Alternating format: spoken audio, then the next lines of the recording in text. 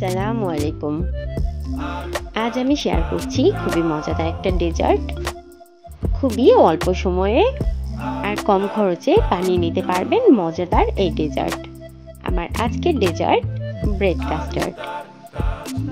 এখানে কয়েক টুকরা পাউরুটি সাইডটা কেটে আলাদা করে নিচ্ছি। এখন ছোট ছোট পিস করে কেটে নিব। চুলায় একটা প্যান বসিয়ে দিলাম, তাতে দিয়ে দিলাম সামান্য পরিমাণ ঘি। এখন খুবই অল্প আছে পাউরুটিগুলো উল্টিয়ে পাল্টিয়ে টোস্ট বানিয়ে নিব। আমি পাউরুটিগুলো ঘি দিয়ে ভেজে নিয়েছি, আপনারা চাইলে তেল দিয়েও ভেজে নিতে পারবেন। সবগুলো পাউরুটি আমার ভাজা হয়ে গেছে। একটা বাটিতে উঠিয়ে আমি সাইডে রেখে দিচ্ছি। এখন একটা প্যানে দুধ জাল করতে বসিয়ে দিলাম।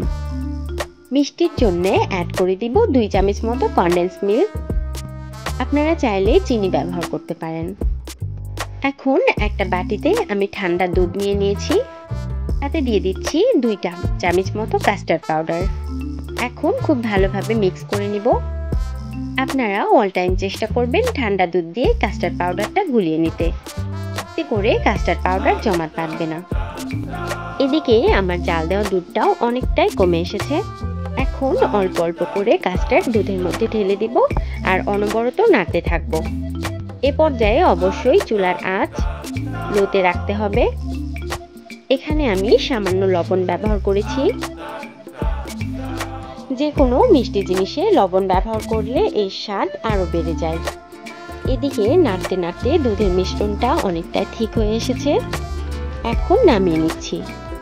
কি পরিমাণ ঠিক হবে সেটা আমার উঠানো দেখলেই বুঝতে পারছেন। এখন যে বাটিতে ব্রেডের টোস্টগুলো উঠিয়ে রেখেছিলাম, দুধের মিক্সচারটা সেই বাটির মধ্যে অল্প অল্প করে দিয়ে দিচ্ছি। ডেকোরেশনের জন্য উপর দিয়ে দিচ্ছি কিছু ড্রাই ফ্রুটস আর গ্রেট করা বিট। কথায় আছে আগে দর্শনধারী পরে গুণ বিচারী, একটু ডেকোরেশন তো করতেই হবে। এ পর্যায়ে আমার ব্রেড কাস্টার্ডটা একদম রেডি হয়ে গেছে। এখন একটা আলাদা বাটিতে তুলে নিচ্ছি। এক পিস ব্রেড তুলে আমি মুখে দিলাম। সত্যি এত মজা, মুখে দিলেই সবাই আপনার প্রশংসা করতে বাধ্য। তাই দেরি না করে এখনই বানিয়ে নিন মজাদার আর ঝটপট পাউরুটির কাস্টার্ড।